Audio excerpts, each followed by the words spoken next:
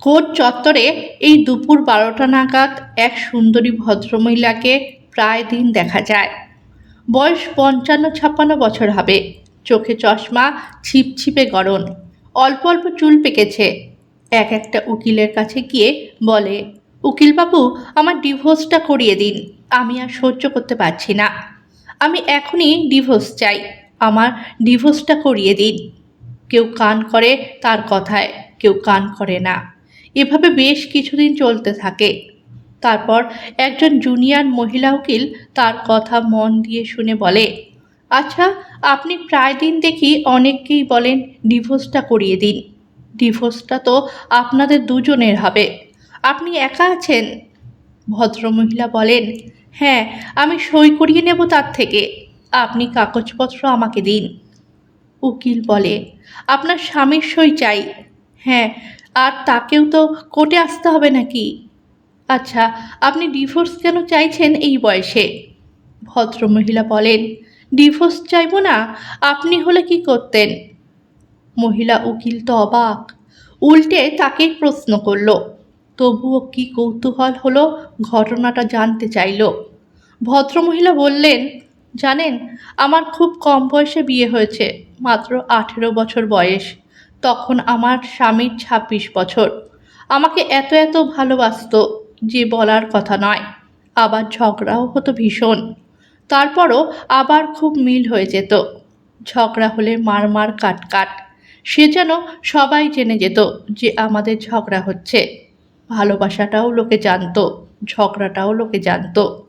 কখনো বাড়ি থেকে বেরিয়ে যেতাম, ও আবার আনতে যেত। ও কখনো চলে যেত, আমি আনতে যেতাম। এভাবেই চলতে থাকতো। তারপর দুটো মেয়ে হলো। সংসারে অভাব অনটনের মধ্যেও কত সুখ, কত ভালোবাসা। আস্তে আস্তে আর্থিক অবস্থার উন্নতি হলো। মেয়ে দুটোকে পড়াশোনা করালাম। বিয়ে হলো বড় মেয়েটার। সুখের সংসার। ছোট মেয়ে পড়াশোনা করে। হঠাৎ বছর তিনেক আগে আমার স্বামী কলকাতায় গেল, আর এলো না। শুনেছিলাম কোনো এক কলকাতার ডাইনির পাল্লায় পড়েছে। কত খুঁজেছি জানেন, কোথাও তাকে খুঁজে পেলাম না।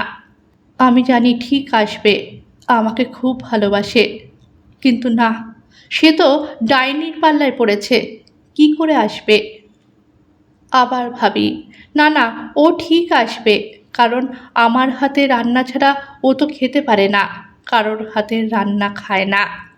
জানেন, যখন ও বাড়িতে থেকেছে, আমি একা কোথাও গেছি, যদি সন্ধে পেরিয়ে একটু দেরি করে আসতাম, ও বিকালের চাটুকু পর্যন্ত খেত না। মেয়ে অনেকবার করে চা করে দিতে চাইতো, কিন্তু ও খায়নি। বলতো, তোর মা এসে করবে, আমি এসে চা করলে তবে খেত। জানেন, অপরের যখন দেখতাম খুব বেশি বয়সে ডিভোর্স হয়ে যাচ্ছে, খুব হাসতাম। এই বয়সে কেন তারা ডিভোর্স করছে? আর তো জীবনের কটা দিন বাকি। কিন্তু আজ আমি হাড়ে হাড়ে বুঝতে পারছি কেন মানুষ ডিভোর্স করে, কেন মানুষ একসঙ্গে থাকতে চায় না। এখন বুঝতে পারছি, প্রেম করা, বিয়ে করা, ভালোবাসার যেমন কোনো বয়স নেই, বিচ্ছেদ হওয়ারও কোনো বয়স নেই। ইদানিং এত ভালোবাসতো আমার স্বামী। আপনি আমার মেয়ের মতো, তবুও আপনাকে বলতে আমার দ্বিধা নেই। সবসময় জানেন, আমার কাজ করে দিত, এটা ওটা করে দিত, আমাকে যেন চোখে হারাতো। একটু শরীর খারাপ হয়েছে কি, সেবা যত্নে ভরিয়ে দিত। আমার ভালো লাগতো, কিন্তু আবার অস্বস্তিও হতো। এত করতে পারে মানুষটা? তাই সেই মানুষটার উপর আমার অগাধ বিশ্বাস ছিল যে তার মনের কোনো পরিবর্তন হতে পারে না। সেই বিশ্বাস করেই তার উপর চলতাম। সে এমনভাবে আমার বিশ্বাস ভঙ্গ করলো, আমি না সহ্য করতে পারছি, না ভালো থাকতে পারছি। আমার সুখের মুহূর্তগুলো খালি ভেসে উঠছে, আর মনকে শান্ত করতে পারছি না। একবার ভাবছিলাম মরে যাব, তারপর ভাবলাম না, সে চলে গেছে। আমার তো দুটো মেয়ে আছে, কাছে ছোট মেয়ে আছে, তাকে আমি খুব ভালোবাসি। সেও জানেন, বাবা মাকে খুব ভালোবাসে। সেও তার বাবার এই চলে যাওয়াটা মানতে পারছে না। এই বয়সে এসে যেখানে একসঙ্গে বাবা মাকে দেখলে তার আনন্দ হয়, সেও সহ্য করতে পারছে না। সে প্রথম প্রথম খুব কষ্ট পেত। আমি জানি, তবু আমাকে বোঝালে আমি বুঝতে পারি।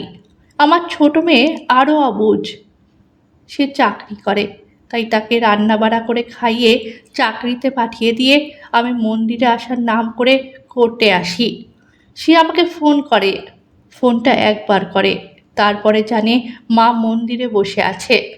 তার ফেরার আগে আমি ঠিক বাড়ি চলে যাই, তাই সে অত চিন্তা করে না। তাহলে উকিল ম্যাডাম, আমার ডিভোর্সটা হয়ে যাবে তো? উকিল ম্যাডাম মনে মনে ভাবলো, ভেরি স্যাড। সত্যি মানুষ যে কী করে এমন হয়।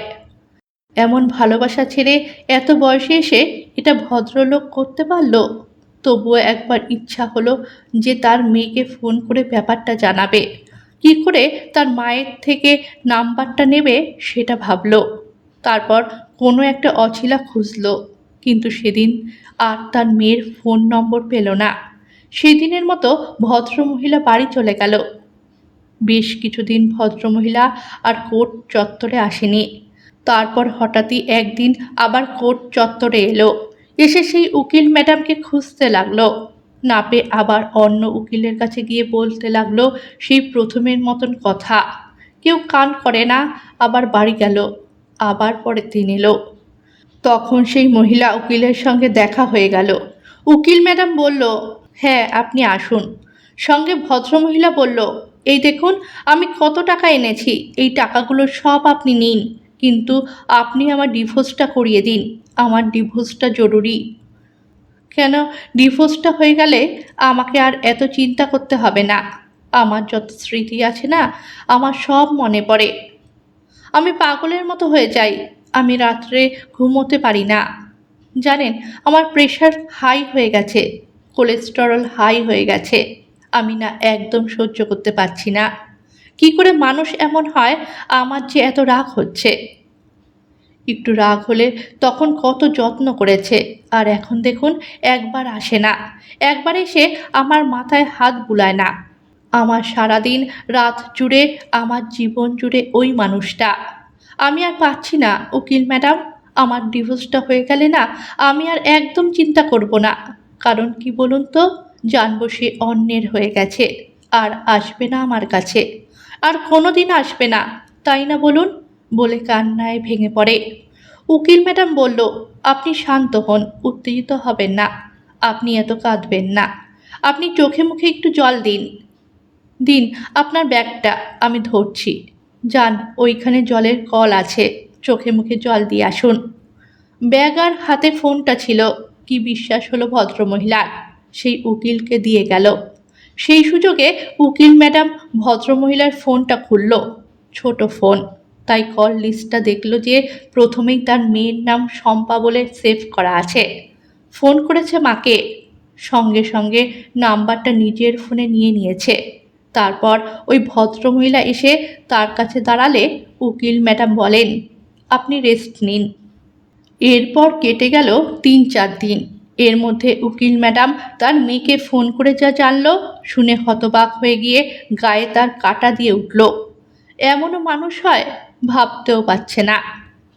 ওই ভদ্রমহিলার স্বামী ৩ বছর আগে মারা গেছে, হার্ট অ্যাটাক হয়ে, কলকাতার হসপিটালে। ভদ্রমহিলা সেটা মানতে চান না যে তার স্বামী মারা গেছে। মারা যাওয়াটা বিশ্বাস করতে পারছে না সে। মনে মনে কল্পনা করে নিয়েছে যে তার স্বামী তাকে ছেড়ে অন্য মেয়ে মানুষকে নিয়ে পালিয়েছে।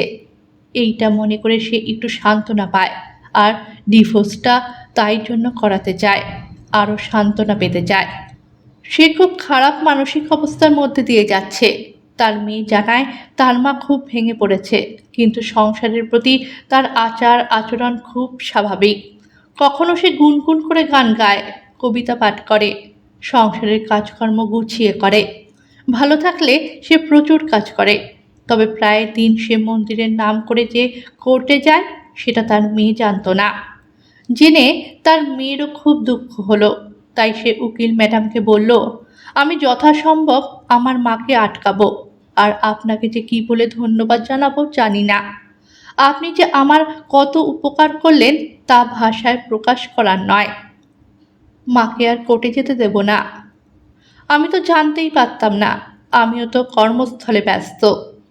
তখন মেয়েটা ভাবে মাকে আরও সময় দিতে হবে। কিন্তু কি করবে সে? এখন ডাক্তারের পরামর্শ মতো মাকে নিয়ে মাঝে সাঝে হেতা হোতা টুকটাক বেড়াতে যায়। যতই লোকে বলুক, প্রিয়জন হারানোর শোক ভোলা যায় না, ভুলতে পারে না কষ্টটা। কষ্টই মনের মধ্যে সব সময় জেগে থাকে। তবুও বাঁচতে হবে, তবুও পথ চলতে হবে, তবুও সন্তানদের জন্য মাকে হাল ছাড়লে চলবে না। মন ব্যথার প্রলেপ খুঁজতেই থাকবে। দিন যাবে, মাস যাবে, বছর যাবে, ক্ষতটা ঠিক রয়েই যাবে। গল্পটা ভালো লাগলে চ্যানেলটাকে সাবস্ক্রাইব করবেন।